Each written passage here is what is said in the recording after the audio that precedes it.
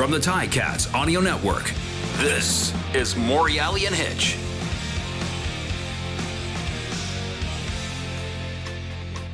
Special day today, Rob.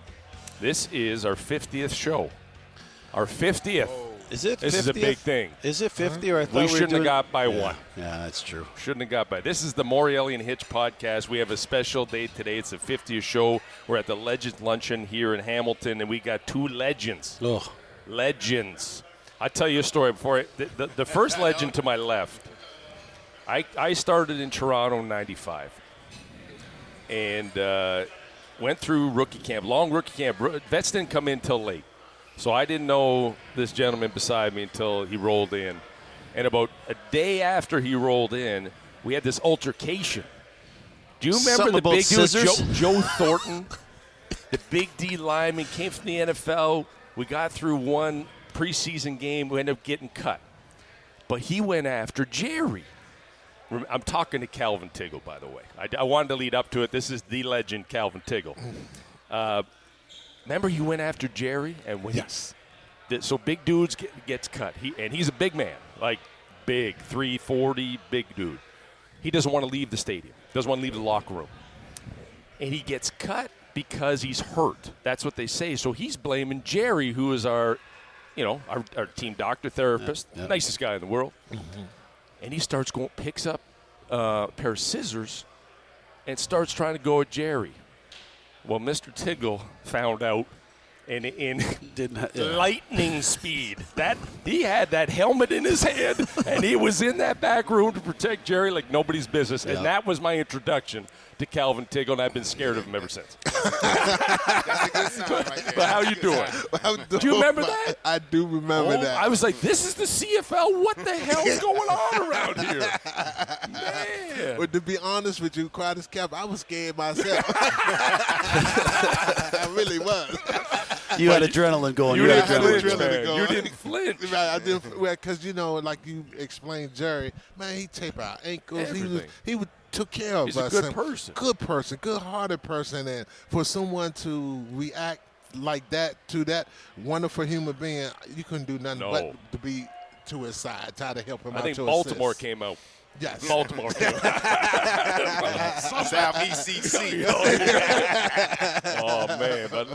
But we're so happy to have you in town because, selfishly for Rob and I, we don't get to see you guys as much. No. So anytime I get to see you guys, I'm so happy to do it. So it's great to have you here. Thank Rich, you. you can And so, of talk. course, we have to say we're at the CFL Luncheon, and, this is a couple years ago when the Grey Cup was here in Hamilton. We had it over, I think, at the End Zone. I think that's where it was last time. So it was a bit of a smaller venue. But to come out here at Leona Station, there had to have been 500-600 people here, maybe great. more. And to have the second legend, not in any order, but Joe Montford, Yes. welcome to Hamilton, welcome to the Hammer, like last night, and I have a quick story as well. Not too many people probably heard this one. Joe, I think you've mentioned it to a couple people. Maybe I'll let you explain it a little bit. But when I first met Joe, he came up to me and he says to me, "What position do you play?" I said, "Safety." He goes, "God damn." He goes, "Why are you're bigger than me?" So everybody knows, Welcome, Joe. Welcome, Joe. Listen, I come to Hamilton, and it's like, okay, I don't know anybody. I'm coming up from the States. My mom's done packed this big chest full of clothes that's like hot, and it's cold. It's literally warm outside. So I'm out of sorts right now, and I see this guy, and he's the nicest guy with a smile, with a big mulligan on the back of his head, hanging all the way down, and his arms are humongous. Bigger than his legs. Arms are bigger than his legs. Arms are 100% bigger than his legs. And I go up, and he's smiling, and I go, "Well, what position you play?" He says, "Safety." I'm like, "Safety?" I'm like, "I don't have a chance."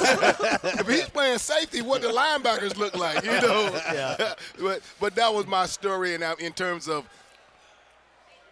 20, 25 years later? Yeah, it's when I crazy. say, I could be doing whatever, and get in the presence of these guys right here, it's love. Yes. Yeah. It's absolutely 100% love, brotherhood. Yes. And that's one thing that, that 99 team, 98 team, it was guys like Joe, you were in there, Teagues, and just saying you guys really brought the family, that love, that brotherhood. We always said it, but you guys brought it to more of the whole team, right? Like we had our cliques and we had our buddies. We brought everybody in, of course. Not saying that we were, you know what I mean? But when you guys actually, it was a true family. You remember that? We kept saying family, brotherhood, every single time. When I tell you, a couple of us experienced different teams, and I can tell you, there's nothing like the Hammer. Like we never had. It was no. Jared, you play special teams, or Manzico, you play like all everybody equal. Was equal. Like we were all family. Equally, there was no. I mean, we had every clique. You'll go off of here, we'll go off of there. But when we got together, everybody was equal. Was nobody greater than the team. Yeah. And also to talk about those cliques. Our cliques was welcoming to everyone. Yes. You know what I'm saying? Even though y'all could have been over there in that corner, hey, come on over here. Yeah, what's going on over there? What's going on at the back of the bus? Right. What's going on? And some teams you had those cliques, but it was excluded. You stayed like that, right? But it was a different whole family vibe with the Ticats. It really was. Well, for our listeners right now, we have Calvin Tiggle, Joe Montford, of course, Mike Morreale and I. It's an honor to have you guys on with us again. I know you've been on our show in the past, and we could probably talk to her blue in the face and everything. Yeah, you had me on the show, and I was in Texas. You were at my daughter's football game, and you're like looking at what do you got there? What type of hotel you staying at? Stay at an $89 room. But the whole ceiling was falling out. Yeah, just to get because it's Grey Cup week and we're at the Legends Luncheon and we're seeing players from all over the league here, from guys that are still playing in the league to guys that are like 85 years old. Bobby Krause is in a wheelchair here, and just to see these guys and the camaraderie, what's it?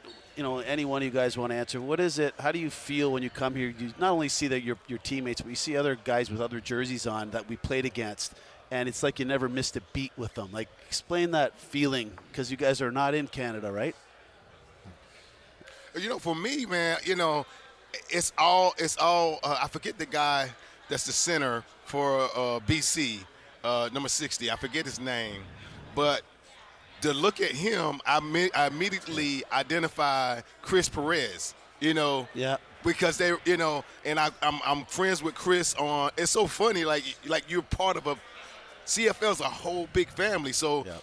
I'm corresponding with Chris Perez and knowing what's going on in his family's life on Facebook, because me and him, like, that we duel together. We had a great mutual respect for each other. But we know when it was time, hey, let's get it on. And after the game shook hands, man, it was good times. Yeah. Man, I used to love those battles, watching the battles. Like, you guys going against the offensive lineman, Tiggs. I've never seen somebody submarine more people. Oh, my goodness. Milt Tiggle say, you ain't going to hit me high, are you? No, damn, hit you low. Get your hands down. Get on the ground. We just had this quick conversation, and Tiggs and I were talking about it because we were talking to RJ.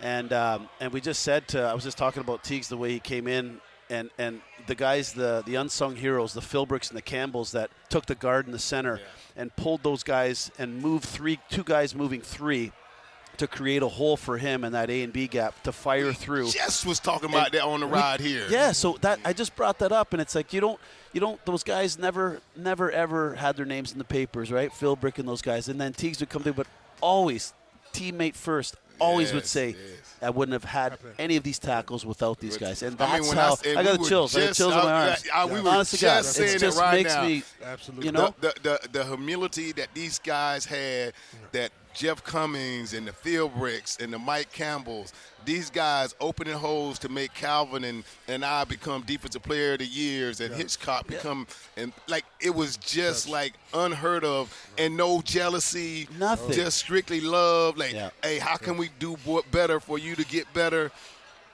It was amazing. We wanted to. We made each other better. when we look at the teams that we had in '99, and you look at our front four, and then and then with Lamar McGriggs and Chris Schilling and and Frank West and Vaughn, and that team, guys are saying that team. Yeah.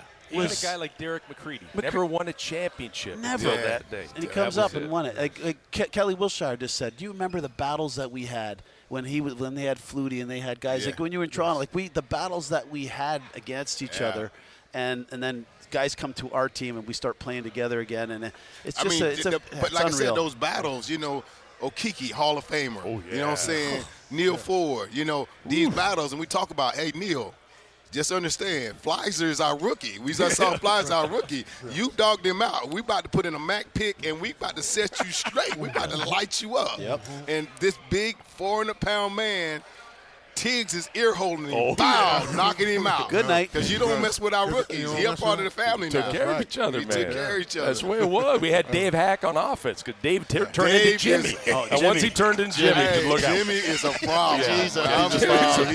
I like sometimes at practice, like, bro, come on, man. What we doing, Dave? Switch back to Dave for a minute. Come back to Dave for a minute. But he made me better. You know what I mean? It was like, that's like me. I had to go against GV every day. Yeah. I'm like, oh, man. But see, y'all brought a good point because we held each other accountable. Yes. And that's what elevated all of us. 100%. You know what I'm saying? Yep. and we had the ultimate leader in Calvin Tiggle, the whole team. Yep. And that speech at Grey Cup? Forget it. Forget. And then Jeff Cummins wanted to speak. We're like, forget about Jeff. Shut up. Let's just get out of here. But that's just like our team. No, we're done. We're good. Don't worry about it. We're good. How are you gonna back down. How are you gonna come in and talk after that? Just be we're quiet. good. Get out of here. We're good. Hey, we don't have any more Gatorade. Be quiet. We're done. All right, Rob, I was told we got to wrap this up, man. But we'll wrap it up on that because those are great memories we'll never forget. Brothers for life. Thank you, gentlemen. It's great having you back here. Love you, guys. I keep forgetting to wear my Grey Cup ring every time. Oh, man. Seriously, probably sold it. But listen, I have a defensive player a real award. Yeah. The good ones. It's floating around in Hamilton somewhere. Oh, Yeah. yeah. We'll find it. Gonzalo Floyd has it. Okay. Listen, this is the Morreale and Hitch Podcast. This is the 50th. The best one ever. We'll talk to you soon. Thank you. Thanks, guys. Thank you. That's another episode of Morreale and Hitch on the Ticats Audio Network. Have a question or a comment for them? Email us at mnh@ticats.ca. That's MANDH@ticats.ca.